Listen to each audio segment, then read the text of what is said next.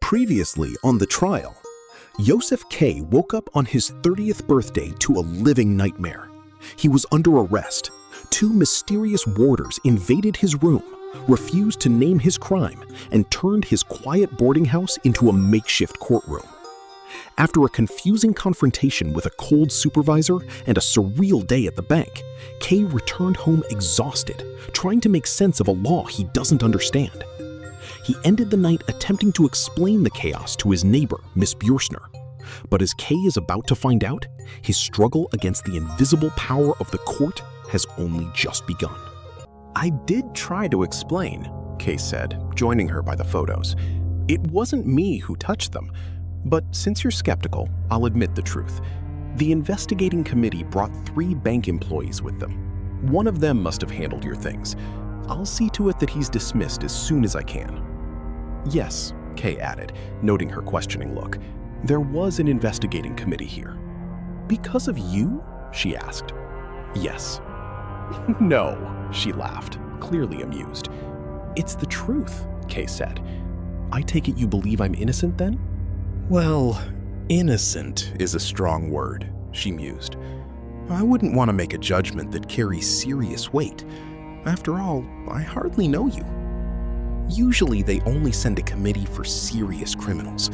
But since you aren't in handcuffs, and you seem far too calm to be a prison escapee, you can't have done anything too terrible. True, Kay said, but perhaps the committee realized I'm innocent, or at least not as guilty as they first thought.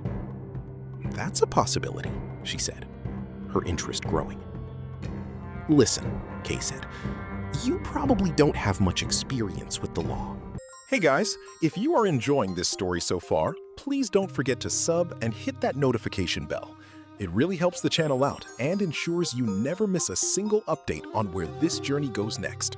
No, I don't, she admitted, and I've often regretted it. I'm fascinated by legal matters. There's something strangely magnetic about the law, isn't there? Actually, I'll be learning much more soon. I start a job at a legal office next month. Excellent, Kay said. Then you can help me with my trial. Why not? She replied. I like putting what I know to use. I'm at least half serious, Kay said. This whole business is too small to hire a lawyer for, but I could really use a bit of advice from someone like you. I'd love to help, but I'd need to know what this is all about, she pointed out. That's the catch, Kay said. I don't even know that myself. Miss Björstner looked at him with profound disappointment and stepped away from the photographs. So you've just been making fun of me this whole time? You really shouldn't play those kinds of games at this hour. Miss Björstner, I promise I'm not joking, Kay insisted. Please believe me. I've told you everything I know. Actually, I've told you more than I know. I only called them an investigating committee because I don't know what else to call them. There was no questioning. I was simply arrested by a group of people. Miss Björstner sat back down on the ottoman and laughed again. What was it actually like then? It was terrible, Kay said. However, his mind was no longer on his arrest.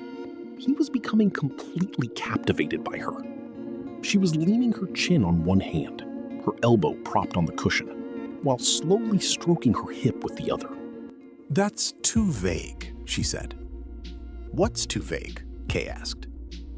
Kay found himself losing the thread of the conversation, his focus shifting entirely from the mystery of his legal status to the woman sitting right in front of him. Then he snapped back to the moment and asked, "Would you like me to show you exactly how it went?" He felt a sudden urge to move, yet he had no desire to leave her room. "I'm already so tired," Miss Björstner replied. "You came home so late," Kay noted. "Now you've started lecturing me. Well, I suppose I deserve it. I shouldn't have let you in here to begin with, especially since it seems there wasn't even a point to it." "Oh, there was a point, and you're about to see just how important it was," Kay insisted. "May I move this nightstand away from your bed and place it over here?" "What are you doing?" she asked, startled. "Of course you can't." "In that case, I can't show you," Kay said, sounding deeply offended, as if she had committed some inexplicable slight against him. Fine then, Miss Birchner relented. If you really need it to illustrate your point, take the table.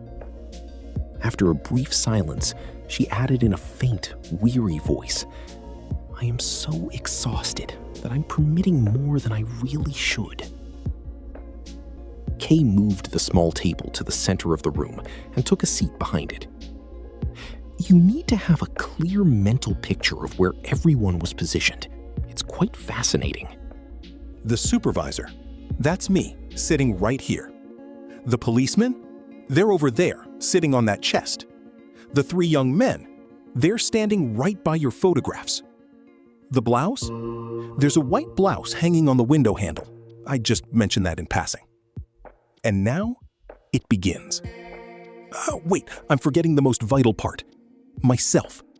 So I'm also standing right here in front of the table. The supervisor is lounging back, extremely comfortable, with his legs crossed and his arm draped over the back of the chair, like a total idler. And now, the action truly starts. The supervisor calls out as if he's trying to wake me up. In fact, he practically shouts at me. I'm afraid that if I'm going to make this clear to you, I'll have to shout as well. It's nothing more than my name that he yells. Miss Birchner, laughing as she watched him, pressed her forefinger to her lips to signal Kay not to yell, but it was too late. Kay was entirely lost in the role. He slowly called out, Yosef K. It wasn't quite as loud as he had threatened, yet once the name escaped his lips, the cry seemed to linger and spread itself throughout the quiet room. A series of sharp, rhythmic, and authoritative knocks suddenly thundered from the door of the adjoining room. Miss Birchner turned deathly pale, her hand flying to her chest. Kay was particularly jolted. For a moment, he had been so lost in his reenactment of the morning's arrest that he'd forgotten everything but the drama and the girl watching it. As soon as he regained his senses, he lunged toward Miss Birchner and seized her hand. Don't be frightened, he hissed. I'll handle everything. But who is in there? That's just the living room. No one sleeps there. They do now, she whispered back into his ear. Mrs. Grubach's nephew, an army captain, has been using it since yesterday. There wasn't another room available. I'd completely forgotten. Why did you have to yell like that? You've made me a nervous wreck. There's no reason to be upset, Kay said. As she collapsed back against the cushions, he pressed a kiss to her forehead. Go, just go, she urged, sitting upright again in a panic. Get out of here. He's right at the door. He can hear everything. You're putting me in such a difficult position. I'm not leaving, Kay insisted, until you've composed yourself. Come to the other corner. He won't be able to hear us there. She allowed him to lead her away. Keep in mind, he said, that while this is awkward, you aren't in any real trouble. You know how highly Mrs. Grubach thinks of me. She's the one who decides how to handle things here. And despite the captain being her nephew, she trusts my word implicitly. Beyond that, she's borrowed a significant amount of money from me, which makes her quite dependent on my goodwill. Whatever excuse we need to explain our being together, no matter how scandalous it might seem, I will back it up. I guarantee she will not only pretend to believe it for appearances, but she will believe it in her heart. You don't need to worry about my reputation. If you want to claim I forced my way in or attacked you, I'll tell her exactly that. She'll believe it and still respect me. That's the level of influence I have. Miss Birchner stared at the floor, looking small and withdrawn. Why wouldn't she believe it? Kay added. He studied her hair, neatly parted, reddish, and bunched at the back. He waited for her to look up, but she remained still. Forgive me, she said finally, but it was the suddenness of that knock that terrified me, not the potential fallout with the captain. It was so quiet after you shouted, and then that pounding right next to me. It was a shock. Thank you for the offer, but I won't accept it. I am perfectly capable of taking responsibility for what happens in my own room, regardless of who is asking. I'm actually surprised you don't see how insulting your suggestions are, despite your good intentions. Now please, leave me. I need you to go even more than I did before. Your couple of minutes have turned into more than half an hour. Kay took her hand, then gripped her wrist. You aren't angry with me, though. No, she said, pulling away. I'm never angry with anyone. He caught her wrist again, and this time she allowed it, leading him toward the exit. He had fully intended to walk out, but when they reached the door, he paused, as if surprised to find it there. Miss Berstner used that split second to free herself. She slipped into the hallway and whispered gently, "Now, come along, please. Look." She pointed toward the captain's door, where a sliver of light cut through the darkness. "He's turned on his lamp. He's in there laughing at us." "Fine, I'm going," Kay said. He moved toward her, took hold of her, and began kissing her mouth. He only looked up when a noise echoed from the captain's quarters. "I'll go now," he said. He wanted to call her by her first name, but realized he didn't know it. She gave him a weary, distant nod and offered her hand for him to kiss, acting as if she were in a daze, before retreating into her room with her head bowed. A short time later, Kay was in his own bed. He fell asleep quickly, but just before he drifted off, he reflected on his conduct. He was satisfied, yet he felt a strange, lingering sense of incompleteness. Most of all, he felt a genuine, serious concern for Miss Berstner because of the captain next door. A telephone call reached Kay with the news that a minor hearing regarding his situation would take place the following Sunday. He was informed that these sessions of questioning would occur at steady intervals, perhaps not every single week, but certainly with some frequency. The rationale provided was twofold. It was in everyone's best interest to reach a conclusion swiftly. However, every detail had to be scrutinized exhaustively without the sessions becoming overly taxing due to the inherent stress. To balance these needs, the court opted for a series of brief, consecutive examinations. Sundays were designated so that Kay's professional responsibilities at the bank would remain undisturbed.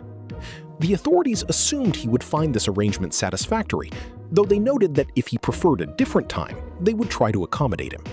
They even suggested that the inquiries could take place at night, though they admitted Case might not be at his sharpest during those hours. Consequently, as long as Kay didn't protest, Sundays remained the default. It was emphasized as a self-evident fact that his attendance was mandatory. Kay was given the address of a building located in a suburban district far from the city center, a neighborhood he had never stepped foot in before. Upon receiving the message, Kay hung up without offering a response. He made up his mind instantly. He would attend this Sunday. It was a necessity. The wheels were in motion, and he had to meet the challenge head-on, likely hoping this first session would also be the final one. While he stood by the phone, lost in his thoughts, the deputy director appeared behind him. The man wanted to use the phone and found Kay blocking his path. "Bad news?" the deputy director asked airily, not out of genuine curiosity, but simply as a tactic to nudge Kay away from the receiver. "No, not at all," Kay replied, stepping aside but remaining close by. As the deputy director waited for his call to connect, he turned back to Kay and made an unexpected proposal. "A quick question, Mr. Kay. Would you care to join me on my sailboat this Sunday morning? A fair number of people will be there, many of whom you're likely to know. State Attorney Hasterer will be among us. Please, do come along."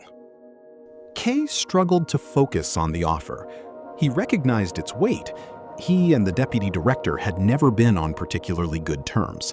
This invitation was a clear attempt to mend fences, signaling Kay's growing stature within the bank. It was a moment where the institution's second-in-command was effectively humbling himself to secure Kay's favor, or at least his neutrality. Yet Kay found himself forced to deliver a slight in return. "Thank you for the invitation," he said, "but I'm afraid Sunday is impossible for me. I have a prior commitment." What a shame, the deputy director remarked, turning his attention to the call that had just gone through. The conversation was lengthy, but Kay stood there, rooted to the spot and feeling a sense of disorientation. It was only when the deputy director hung up that Kay snapped back into focus. To justify his lingering, he offered a shaky excuse. "I just had a call about an appointment I need to keep, but they neglected to mention the time." "Why not call them back and ask?" the deputy director suggested. "It isn't that vital," Kay said, realizing his excuse was becoming increasingly flimsy. As they walked away, the deputy director shifted the conversation to other topics. Kay forced himself to participate in the small talk, but his mind was already fixated on that Sunday. He calculated that his best move would be to arrive by 9 o'clock in the morning, as that was the hour the courts typically began their business on any other day of the week. The sky was gloomy that Sunday morning. Kay felt the heavy weight of exhaustion. He had spent the previous night drinking late into the evening with his usual circle and had nearly slept through his alarm. He dressed in a frantic rush, leaving no time to contemplate the various strategies he had formulated throughout the week. Foregoing breakfast, he hurried toward the suburban district he had been instructed to find. Strangely, despite his haste, he caught sight of the 3 bank employees connected to his case: Robinsteiner, Coolish, and Kamener. Robinsteiner and Coolish were passengers on a tram that crossed his path. Kamener was perched on a cafe terrace, leaning over a wall with an air of curiosity as Kay passed by. They all appeared to be watching him, seemingly stunned to see their superior running through the streets. A sense of pride kept Kay on foot. This was his private burden, and the thought of receiving even the smallest assistance from strangers was loathsome to him. He was also determined not to involve anyone else, fearing that even a simple request for directions would draw them into his legal entanglement. Besides, he had no desire to appear overly eager or subservient by being too punctual for the committee. Nonetheless, he continued to run, hoping to reach the destination by 9 o'clock, despite not having a confirmed appointment for that exact time. Kay had imagined the building would be easily identifiable from a distance, perhaps marked by a specific sign or a flurry of official activity, but he wasn't sure what to look for. Upon reaching Juliusstrasse, he found himself in a landscape of monotonous, gray, towering tenement blocks inhabited by the poor. The Sunday morning scene was vivid. Men in their shirt sleeves leaned out of windows, smoking or cradling small children on the sills. Piles of bedding were shoved onto other ledges, occasionally topped by the messy hair of a woman peering out. Shouted conversations echoed across the street, and one particular exchange sparked a round of laughter directed at Kay himself. The street was long, lined with small grocery shops tucked below street level. Women moved in and out of these basement stores or lingered on the steps to talk. At one point, a fruitmonger, as distracted as Kay, nearly collided with him while pushing a cart. Nearby, a worn-out gramophone began blaring a harsh, grating melody that would have been considered trash in the wealthier parts of the city. As Kay ventured further into the street, he slowed his pace, acting as though he had plenty of leisure time, or perhaps as if the examining magistrate was watching him from a window and already knew he had arrived. It was just past 9. He eventually reached a building of extraordinary size with an impressively tall and deep gateway. It was clearly built for the heavy delivery wagons of the surrounding warehouses, which were currently locked. Kay recognized several of the company names from his professional dealings at the bank. Breaking from his usual focused demeanor, he paused at the entrance to the yard to observe the life within. A barefoot man sat on a crate, absorbed in a newspaper. 2 boys were playing on a handcart. A frail young girl in a bed jacket stood by a pump, staring at Kay as water filled her container. A clothesline stretched across a corner of the yard where laundry hung to dry, while a man below shouted directions at the person hanging the clothes. Kay approached a stairway to find the hearing room, but stopped when he realized there were 3 other entrances, plus a small passage leading to a second courtyard. He felt a flash of irritation that he hadn't been given more specific instructions. To him, this signaled either total negligence or complete indifference on the part of the court, something he planned to protest loudly and clearly. Ultimately, he chose a staircase to climb. His decision was guided by a memory of something the policeman Willem had once told him, that the law is drawn toward guilt. Following this logic, Kay assumed the courtroom must naturally be located on whichever path he happened to choose. As he ascended, he disrupted a large swarm of children playing on the steps, who watched him intently as he picked his way through their ranks. He thought to himself that upon his next visit, he ought to bring either a bag of sweets to win them over or a heavy stick to keep them at bay. He was even forced to pause on the first landing while a bouncing ball finished its transit. During the wait, 2 small boys with the sly, weathered expressions of adult scoundrels gripped his trouser legs. He didn't dare shake them off too roughly, fearing the piercing ruckus they might raise if he hurt them. Most doors were standing open anyway, with children darting in and out. The flats were generally cramped, one-windowed rooms that served as kitchens and living spaces combined.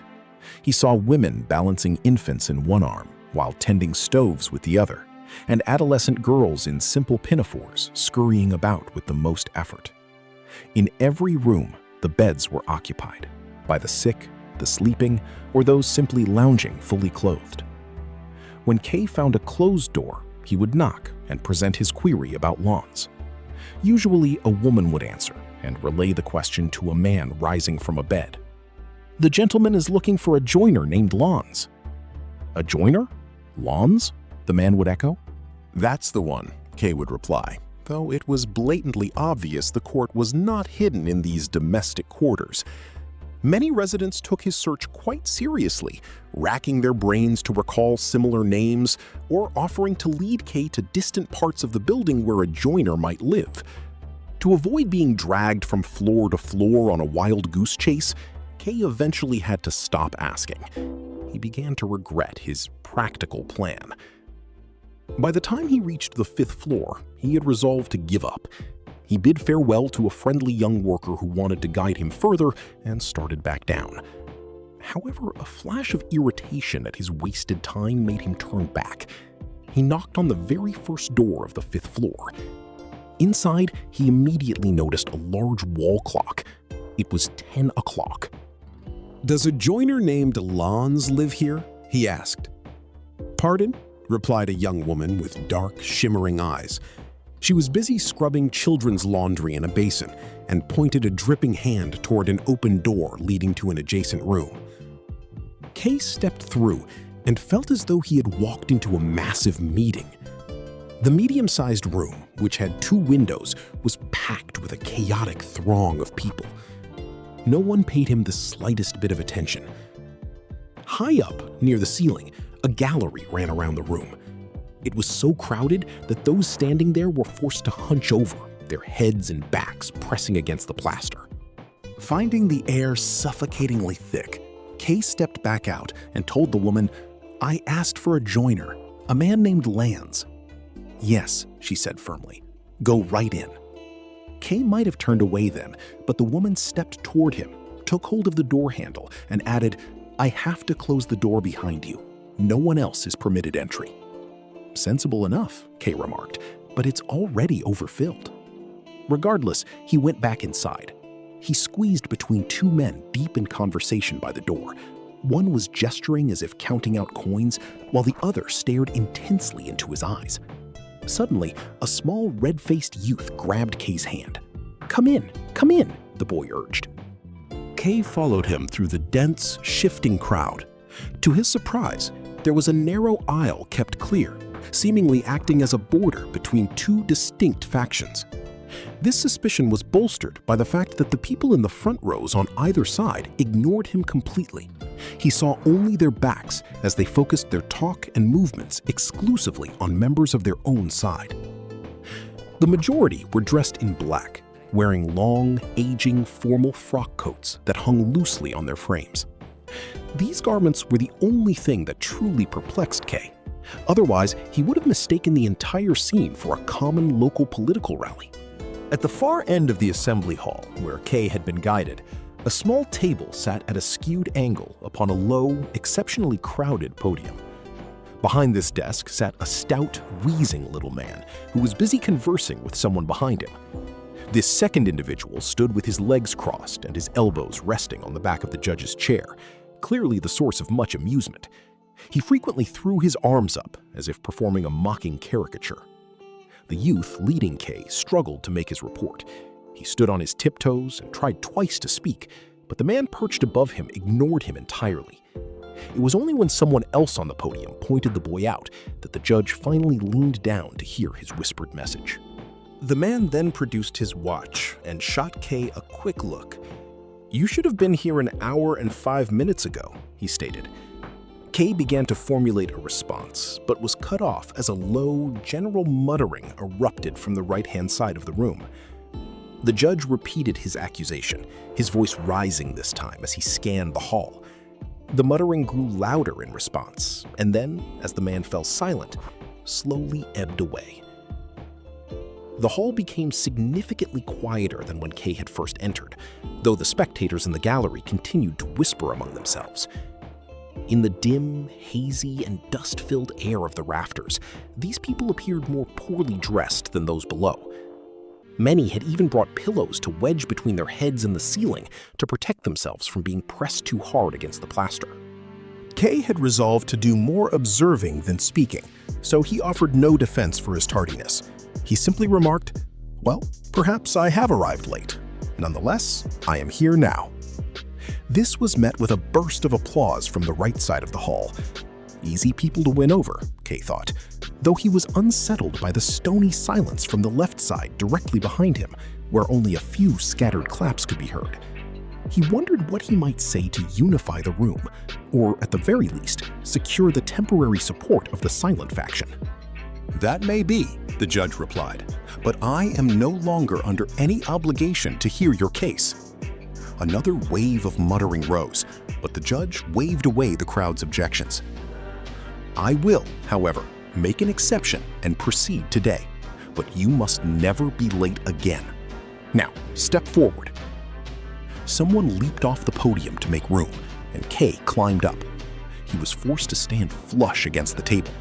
The pressure of the crowd behind him was so intense that he had to lean back against them to keep from shoving the judge's desk, and perhaps the judge himself, off the edge of the stage. The judge did not seem to notice the cramped conditions. He sat comfortably and, after finishing a final few words with the man behind him, reached for a small notebook, the only object on his desk. It looked like a tattered, misshapen school exercise book, worn down by constant handling. "Now then," the judge said, flipping through the pages. He turned to Kay with the confident tone of a man who already knew the facts. "You are a house painter?" "No," Kay replied. "I am the chief clerk of a large bank."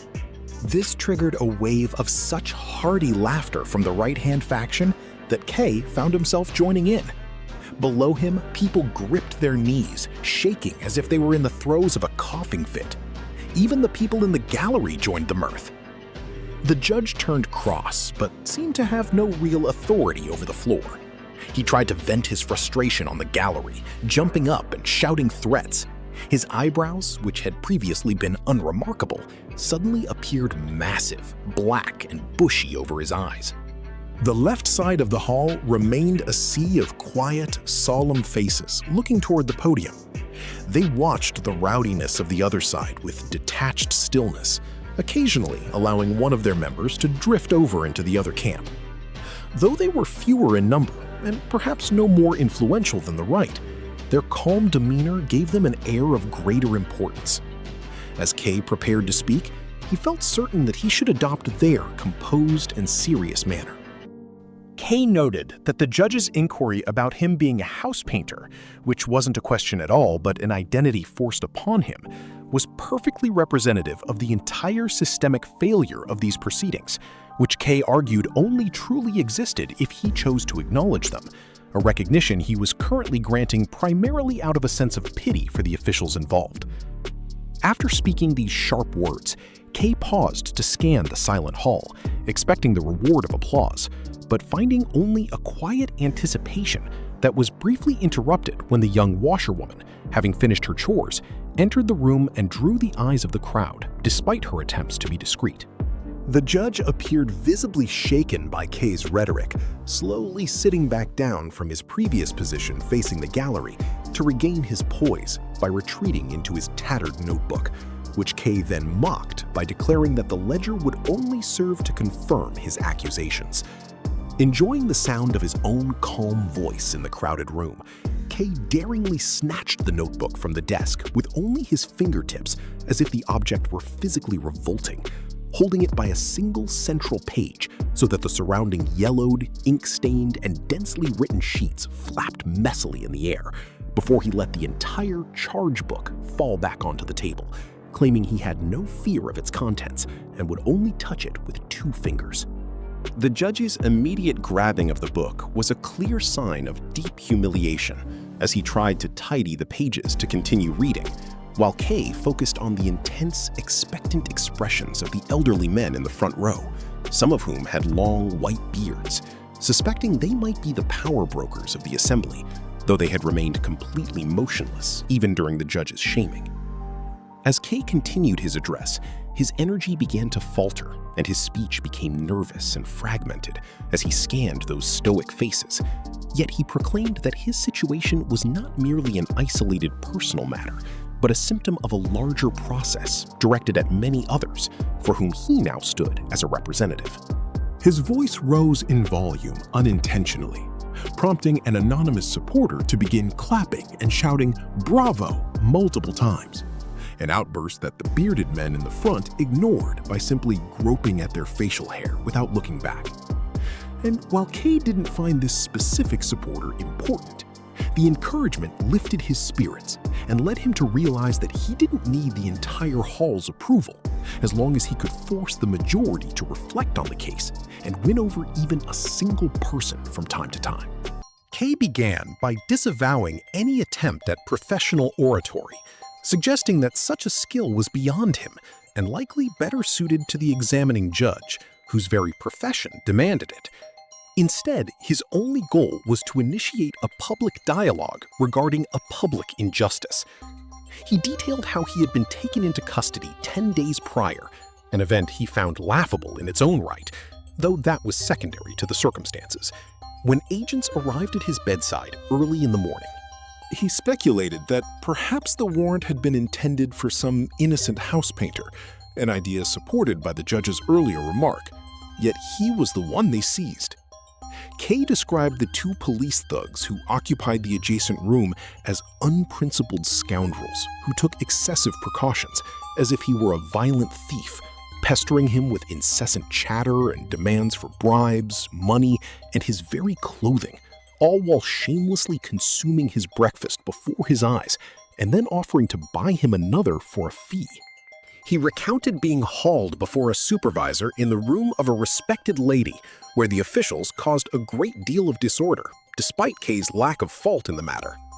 Although he maintained his composure while inquiring about the cause of his arrest, the supervisor, whom Kay depicted as a model of dim-witted conceit, offered no real explanation at all, seemingly satisfied just to have him in custody. Furthermore, the official had brought 3 junior clerks from Kay's bank into the lady's private space, where they busied themselves meddling with her photographs and creating a mess, a move Kay interpreted as a deliberate attempt to ruin his public standing and jeopardize his career by using the clerks, his landlady, and her maid to spread rumors. He noted that this scheme had failed utterly, as even his simple-hearted landlady, Mrs. Grubach, possessed enough sense to view the arrest as nothing more than a random harassment by unruly youths. While the ordeal had merely been an irritating inconvenience for him, Kay questioned whether it might have led to far more dire results for someone else. Breaking off his speech to look at the judge, Kay caught him signaling someone in the audience with his eyes and promptly called him out, mockingly giving his lordship public permission to stop his clandestine gestures to his paid underlings, and instead issue his commands aloud, whether they be to boo or clap. The judge, visibly agitated by either shame or annoyance, shifted in his seat, while the man behind him leaned in to offer counsel or support. And below them, the previously divided factions of the crowd began to mix and converse with renewed energy, pointing toward both Kay and the bench. The atmosphere in the hall grew thick and stiflingly oppressive, making it nearly impossible for those in the gallery to see through the haze. These distant spectators were forced to timidly whisper inquiries to those below about the proceedings, receiving muffled replies delivered behind the shield of raised hands.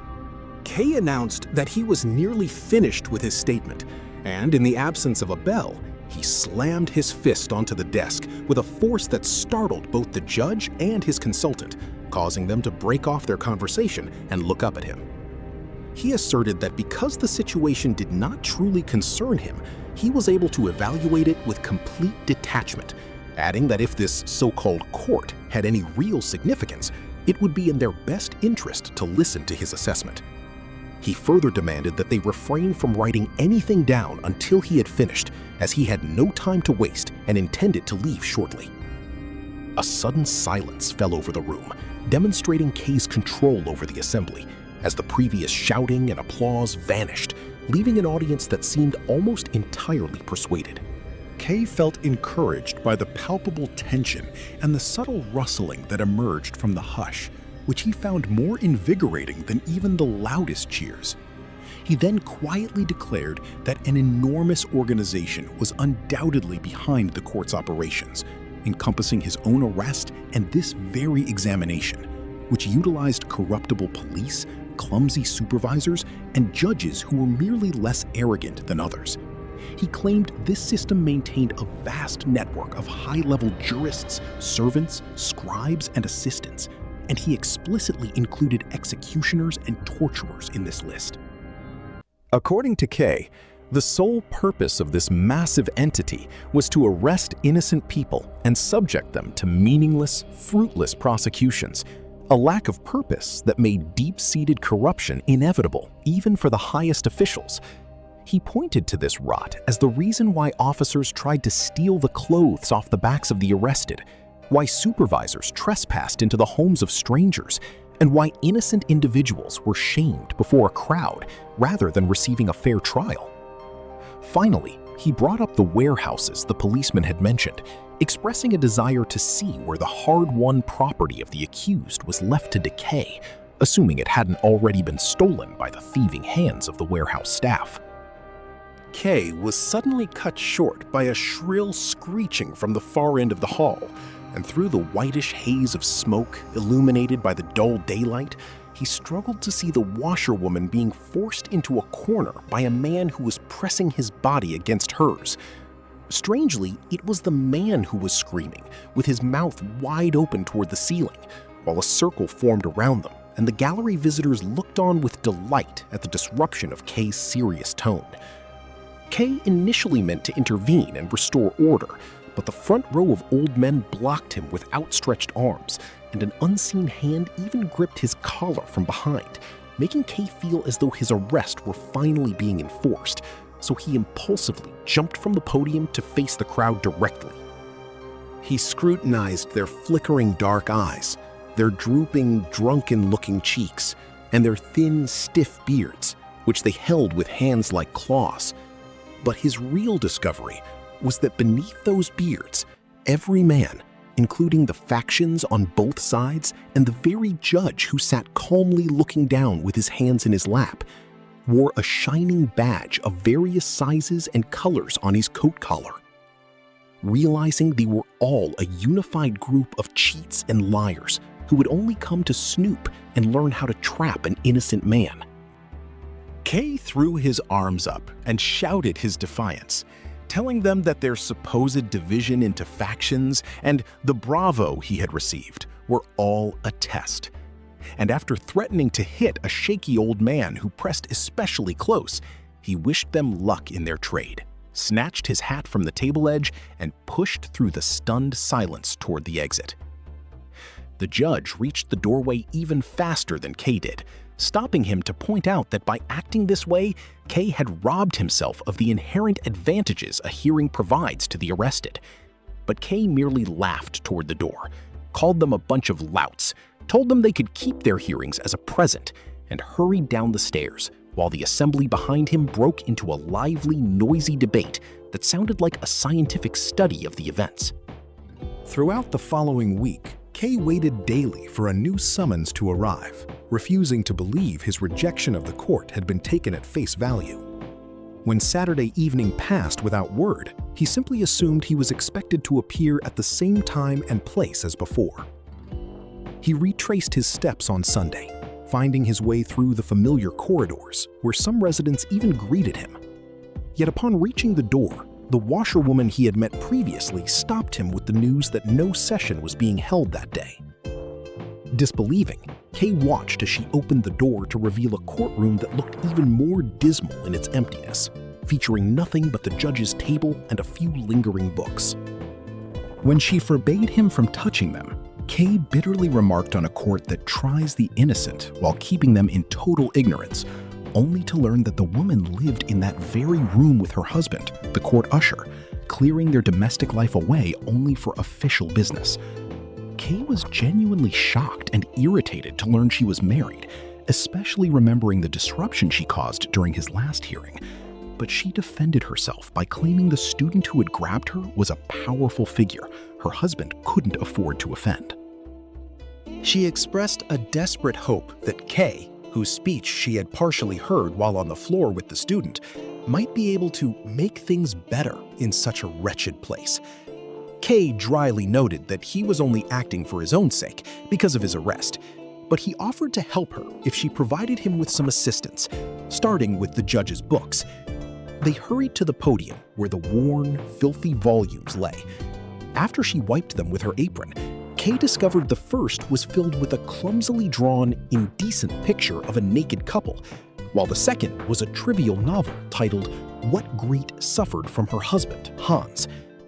Appalled that such law books belonged to his judge, Kay listened as the woman, despite the danger to her husband's livelihood, insisted she still wanted to help him and pulled him aside to discuss it further. The woman told Kay to stop speaking of danger since she only feared it where she chose to. Then she invited him to sit beside her on the podium step, where she complimented his lovely dark eyes, noting that while people praised her own, his were much nicer and were the reason she had broken the rules to enter the assembly room just to see him. Kay, privately dismissing her as another degenerate part of the court system who was simply bored of her usual officials and looking to flatter any stranger, stood up and told her that she could not truly assist him because she only knew low-level employees who had no influence over the trial's ultimate outcome. He suggested she continue her life with those people since she seemed unable to do without them, even accusing her of being in love with the student, or at least preferring him to her husband, though he admitted he found her attractive when she looked at him with such a sad expression. Offended, the woman shouted "no" and grabbed his hand before he could pull it away, pleading with him not to leave and make her feel worthless, to which Kay responded by sitting back down and clarifying that he would stay since he had plenty of time and no other trial to attend. But he again asked her not to interfere in his proceedings, since he viewed the trial as a meaningless affair that would likely be abandoned due to the laziness, forgetfulness, or fear of the officials. But he told her she should openly inform the examining judge that he would never be induced to pay a bribe, and that he was happy to endure any unpleasantness as long as it served as a blow against the court. But the woman countered that the judge was far from lazy and wrote extensive, influential reports. To prove this, she recounted how the judge had stayed late writing after the previous Sunday session and eventually entered her bedroom in the middle of the night while her husband was asleep to return a small kitchen lamp she had lent him, whispering that he had been writing the entire time and would never forget the sight of her sleeping. She insisted her influence was real and growing, as evidenced by the judge sending the student to give her a pair of silk stockings under the false pretense of rewarding her for cleaning the courtroom, and she lifted her skirt to her knee to show Kay the fine stockings, remarking that they were really too good for her.